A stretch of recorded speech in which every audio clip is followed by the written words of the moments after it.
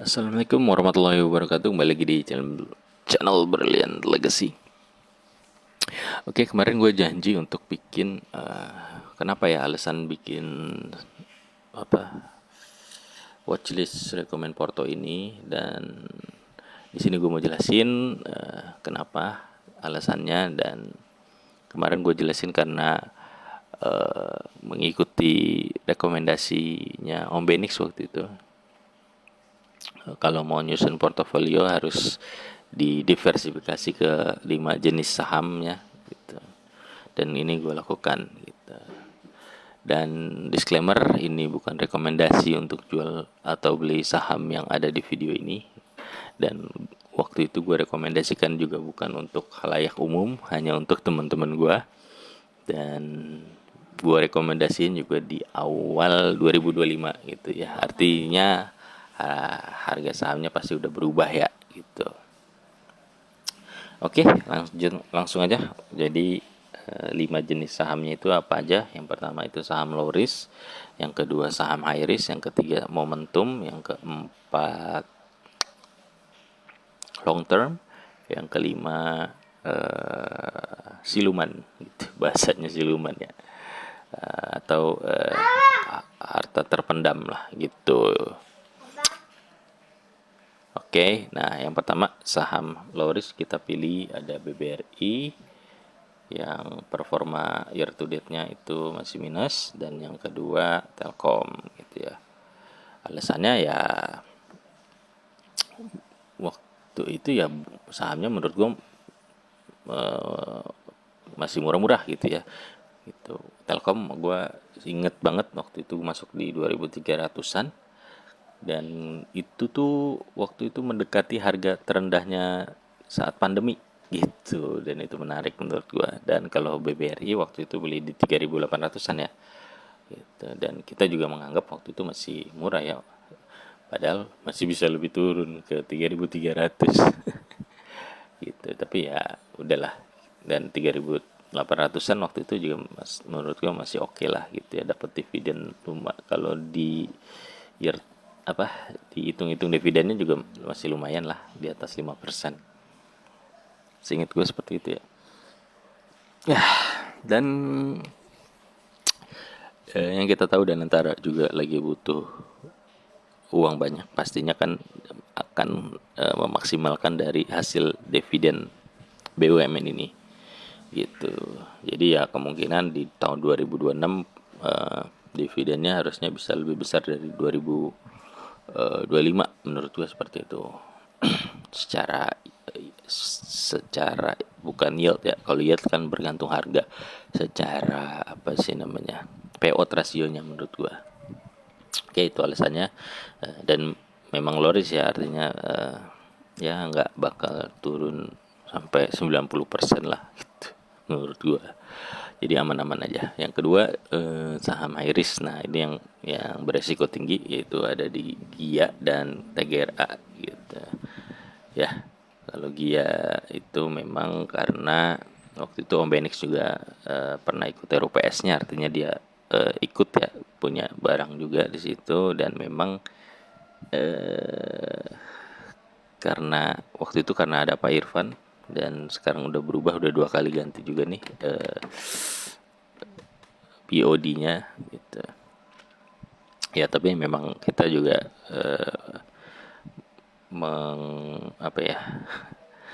mewajarkan lah, namanya juga high risk gitu. Dan bisa dibilang performanya oke ya secara year to date gitu. Waktu itu bukan beli ya, rekomendasinya itu di waktu di harganya 50-an lah gitu. Artinya oke lah gitu ya. Tapi yang gak oke TGRA. Nah itu ya salah satu saham yang masih dipegang sama teman gue, artinya karena nggak bisa dijual ya gitu. Jadi ya nyangkut lah dia, yaitu keputusan, salah satu keputusan yang salah ya. Tapi ya gue udah kasih penjelasan ya, karena memang ini high risk ya begitu ya. High risk ada high return gitu, yang kebetulan yang si Gia itu bisa dibilang dapat high returnnya, yang TGRA kena high risknya gitu. Ya, seperti itu. Harganya waktu itu di 30-an lah itu beli gitu. Lanjut di ketiga tadi, momentum. Momentum itu ada IPCC dan Ken ya. Nah, ini pilihan yang terbaik menurut gua karena secara year to date dua-duanya tumbuh hampir 100%. Gitu. IPCC waktu itu seingat gua beli di harga 700-an, dan kalau Ken ini 700-800-an lah waktu itu belinya. Ya, dua ini momentum. Kenapa momentum? Momentum apa? Kalau Ken kita itu lagi momentumnya energi baru terbarukan ya, dan dia salah satu pembangkit, perusahaan pembangkit listrik tenaga air lah. Sama TGRA juga, cuman kalau TGRA masih apa ya, masih wacana lah. Itu dia punya janji mau akuisisi mini hydro, mau bangun PLTA gitu, dan September katanya mau right issue, tapi itu nggak ada yang terjadi. Tapi kalau Ken memang udah jalan gitu, dan dia juga punya janji sedang bangun satu atau dua PLTA lagi gitu, gue lupa, adalah di public expose-nya gitu ya. Ya kita kan beli saham kalau invest kan kita ngelihat gimana progres ke depannya ya. Kalau dia memang eh, punya proyek baru lagi, harusnya kalau itu terrealisasi cuannya makin nambah gitu. Itu kalau di Ken dan TGRA ya, apalagi TGRA bisa dibilang dari nol ya, dari nol dia belum punya apa-apa. Kalau dia bisa akuisisi dan bangun, beneran bisa bangun PLTA, itu akan jadi turnaround company gitu. Ya, begitulah ceritanya. Jadi Ken itu karena ada momentum EBT dan green energy, lalu kalau EPCC momentum mobil listrik. Ya, yang kita tahu dia itu parkiran di pelabuhan ya, artinya bukan parkiran kayak secure parking gitu. Tapi kendaraan-kendaraan terutamanya mobil dan alat berat yang mau diimpor atau diekspor, dia akan apa ya, bersandar terlebih dahulu di pelabuhan, dan itu yang ngurusin IPCC gitu. Dan yang kita tahu juga sekarang lagi momentumnya mobil listrik, dan nggak semua perusahaan mobil listrik bangun pabriknya di Indonesia gitu, artinya banyak yang impor juga terutamanya dari Cina. Dan ya pasti kan makin banyak yang masuk, nah parkirannya penuh gitu, makin penuh ya cuannya makin nambah gitulah. Momentumnya yang kita ambil gitu ya. Nah nanti mungkin makin lama makin jenuh udah gitu ya, mobil listrik mungkin jadi parkirannya udah nggak penuh lagi, dan mungkin kita udah bisa taking profit tuh, seperti itu. Atau mungkin sudah terlalu banyak juga mobil listrik, pabrik mobil listrik yang dibangun gitu. Mungkin bisa jadi ya, yang kita nggak tahu lah, nanti lihat peaknya di mana, nanti kita baru jual gitu. Karena sambil nunggu pun santai ya, dia juga bagi dividen, jadi aman-aman aja. Lanjut yang tadi ketiga, keempat itu long term. Long term itu gue pilih Goto dan Aadia gitu. Oke. Nah kalau Goto itu ya berharap dari turnaround company karena posisinya sekarang masih rugi, dan gue ya gue ini keyakinan gue, conviction gue, dia suatu saat akan merger lah dengan Grab gitu ya. Itu, dan waktu itu juga gue berharap dia bisa di Tokopedia-nya dia bisa seperti Amazon lah ya gitu, punya data, punya data-data perusahaan atau seller-seller yang menarik, dan dia bisa invest di situ seperti itu ya. Dan memang long term ya, jadi makanya gue agak santai lah. Itu mungkin 3-4 tahun lagi kali gitu baru bisa cuan mungkin ya, karena posisi sekarang kan masih rugi miliaran ya gitu, ratusan miliar malah. Lalu yang kedua AADI ini kan saham siklikal, saham batu bara, dan menurut gua siklus batu bara lagi di bawah dan AADI itu waktu gua masuk ya, karena mungkin laporan keuangannya belum full ya, di kuartal 1 itu PI-nya di 2 gitu ya, PI-nya 2, dan itu menarik banget ya gitu. PI 2 gitu, dan menurut gua waktu itu ya saham batubara yang paling murah gitu. Dan kenapa ini jadi long term ya, kan kita berharap siklusnya nanti kembali ke peak gitu. Nah, saat kembali ke peak mungkin itu saatnya jual gitu.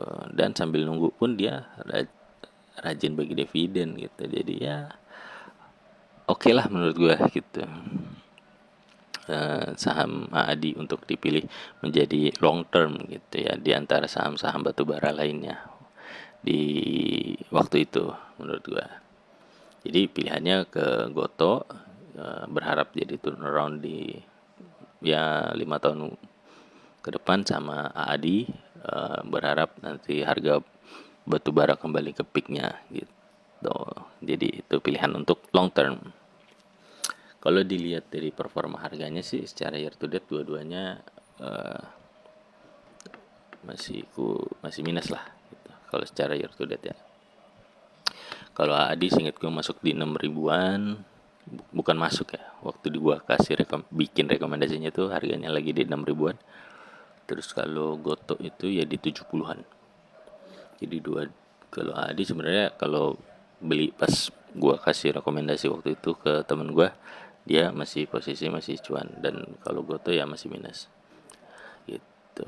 Nah, Goto juga salah satu yang masih di hold gitu ya sampai sekarang karena masih minus gitu. Kalau ADI udah kejual gitu, ADI BBRI itu udah kejual, Telkom juga udah kejual, IPCC udah kejual, jadi yang masih Gia pun udah kejual sama dia sebenarnya. Jadi yang masih di hold itu TGRA, Goto, sama Ken ya, 3 itu yang masih di hold, sisanya udah kejual gitu. Jadi ya udahlah namanya perjalanan ya, butuh duit ya. Sebenarnya butuh duitnya dia bukan butuh buat karena dia memang niatin untuk invest, bukan butuh buat sesuatu hal lah gitu. Jadi memang itu uang dingin. Jadi butuhnya itu waktu itu mau beli saham IPO gitu. Ada saham IPO lah di bulan April, terus kemarin di bulan Juli, dan sama bulan ini ada ya. Nah itu apa sih namanya? Dia butuh tuh untuk beli saham itu, tapi dia kan nggak mau top up gitu. Ya udah kita jual aja saham yang ada gitu, buat beli saham IPO ya kita jual cari saham yang lagi cuan kan gitu. Kayak TGRA dan Goto kan enggak tuh, jadi sama Ken waktu itu cuannya mungkin masih tipis-tipis, jadi masih di hold gitu. Oke, seperti itu guys. Oh ya, terakhir ya, saham siluman itu ASGR dan Diamond. Kenapa dibilang siluman? Kalau ASGR itu karena kelihatannya saham percetakan, mungkin aslinya kalau kalian baca laporan keuangannya salah satu penyumbang revenue terbesarnya itu dari anak perusahaannya yang namanya Agit. Nah itu kalian cari tahu dia bergerak di bidang apa gitu. Lalu yang kedua Diamond ini kita kan taunya es krim ya, es krim Diamond gitu. Nah padahal dia punya juga tuh produk susu turunannya, bukan turunannya, justru es krim itu turunan dari produk susunya gitu ya. Artinya mungkin kalau perusahaan es krim lain bahan baku susunya dari perusahaan lain mungkin ya, gue juga nggak tahu. Tapi kalau yang Diamond ya dari perusahaannya dia sendiri lah gitu. Artinya mungkin bahan bakunya jadi lebih murah gitu kalau punya sendiri gitu. Yang kedua dia juga punya cold chain storage ya, artinya dia punya jaringan cold chain. Gimana ngejelasinnya? Jaringan cold storage itu ya penyimpanan dingin ya. Artinya kalau kalian butuh ngirim sesuatu yang membutuhkan pendingin, nah dia bisa menyediakan sebenarnya gitu. Karena kalau lo ngirim es krim pakai truk biasa ya mencair lah gitu. Seperti itu ya. Jadi nggak cuma es krim, kalau kita ngelihatnya cuma es krim ya mungkin Campina lebih menarik ya, apalagi dia juga bagi dividen tuh Campina gitu, dividennya lumayan. Tapi karena ini gue masukin kategori saham siluman ya, siluman itu maksudnya apa ya, kelihatannya A tapi sebenarnya bisnis utamanya B gitu, jadi banyak orang nggak ngeh gitu. Dan itu ya lo harus baca-baca lagi laporan keuangannya gitu. Itu dua saham siluman yang gue maksud, ASKR dan DMND. Nah, ASKR secara performa oke, udah naik hampir 50%. Kalau year to date ASKR waktu itu gue rekomendasi, seingat gue waktu di harganya 800-an lah gitu. 800 kecil gitu, 800 700 gitu. Dan kalau DMND itu 700 800 juga itu. Tapi waktu itu dia masih FCA, seingat gue dia masih FCA, jadi kita beli waktu dia FCA gitu. Waktu di FCA harganya nyantai-nyantai aja tuh gitu, 700 800 paling enggak ke 600 lah. Nah setelah lepas FCA malah ngedrop tuh sampai 400-an seperti itu ya. Dan sekarang kembali lagi ke 600-an gitu. Dan harga, performa harganya ya lumayan dalam juga ya, sampai 20% turunnya tuh kalau kita masih hold di harga 800 700-an gitu. Oke, udah. Wah, sorry, lebih dari 15 menit. Itu ya, jadi alasannya karena uh, temen gue nanya, uh, kan waktu itu gue nyaranin untuk beli saham IPO gitu. Ngajak lah teman-teman gue, beli saham IPO nih, peluang cuannya lebih gede gitu. Nah, tapi setelah beli saham IPO, kan IPO nggak ada tiap bulan.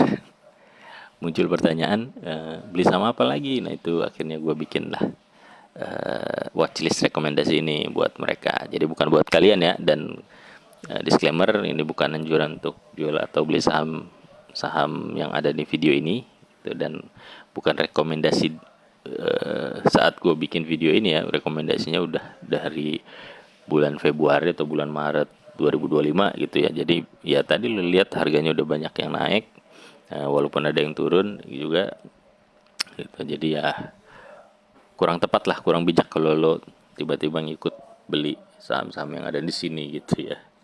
Apalagi TGRA tuh nggak bisa lo beli tuh, suspend. Oke, itu aja sharing gua untuk hari ini, semoga bermanfaat ya. Jadi kalau kalian mau ambil ininya ya, ambil apa ya, ambil caranya untuk kalian bangun portofolio kalian sendiri. Tadi tuh kalian cari 5 saham atau 10 saham tadi kayak gue. Jadi dari tiap satu jenis saham itu gue pecah lagi jadi dua saham gitu ya. Gitu. Jadi kalau kalian mau ambil apa hikmahnya lah, ambil hikmahnya itu gitu. Jadi kalau kalian bangun portofolio, kalian diversifikasi ke 5 jenis saham gitu ya. Kelima jenis saham tadi ya, sama apa aja sih, low risk, high risk, momentum, long term, sama apa tadi, siluman. Seperti itu. Oke, itu aja, semoga bermanfaat guys. Terima kasih.